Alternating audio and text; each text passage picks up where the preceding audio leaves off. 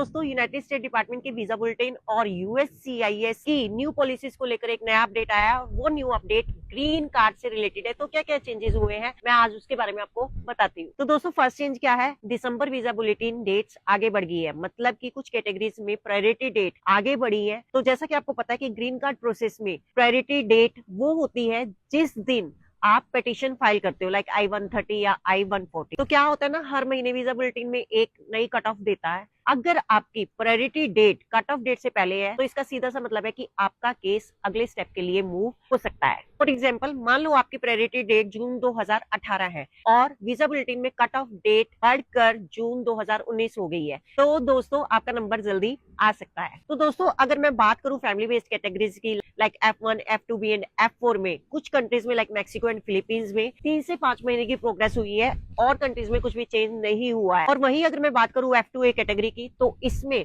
हर country में 1 महीने का प्रोग्रेस हुआ है। और दोस्तों अगर मैं वहीं पर एम्प्लॉयमेंट बेस्ड कैटेगरीज की बात करूं तो मोस्टली सभी कंट्रीज में 1 महीने की प्रोग्रेस हुई है। और अगर आपको प्रॉपर चेकआउट करना है कि कितने कितने महीने की प्रोग्रेस हुई है हर एक कंट्री में, तो मैं यहाँ पर स्क्रीन पर लगा रही हूँ, चेकआउट कर लीजिएगा। सेकंड चेंज क्या हुआ है दोस्तों, अगर आप I-130 फाइल कर रहे हैं तो यूएससीआईएस ने उसका नया वर्जन लॉन्च किया है। अगर आप 2023 वाला वर्जन ही यूज कर रहे हैं तो आपका केस डेफिनेटली रिजेक्ट होगा ही होगा। थर्ड है दोस्तों पेमेंट रूल चेंज। अब अगर आप different form like I-130 file कर रहे हैं, I-695 फाइल कर रहे हैं, तो उनका जो पेमेंट होगा वो सेपरेटली होगा, अब इकट्ठा एक चेक नहीं बनेगा। एंड फोर्थ पॉइंट, अब आपको अपनी एप्लीकेशन के साथ पहले ही सील्ड मेडिकल फॉर्म I-693 लगाना होगा। एंड फिफ्थ दोस्तों, adjustment of status and consular processing, ये क्लियर होना बहुत जरूरी है। अगर आपने गलती से भी गलत ऑप्शन चूज कर लिया तो आपका जो केस है बहुत ज्यादा डिले हो जाएगा। फॉर एग्जाम्पल, अगर आप यूएस में रहते हैं और आपने गलती से कॉन्सुलर प्रोसेसिंग चूज कर लिया तो आपका केस एनवीसी में चला जाएगा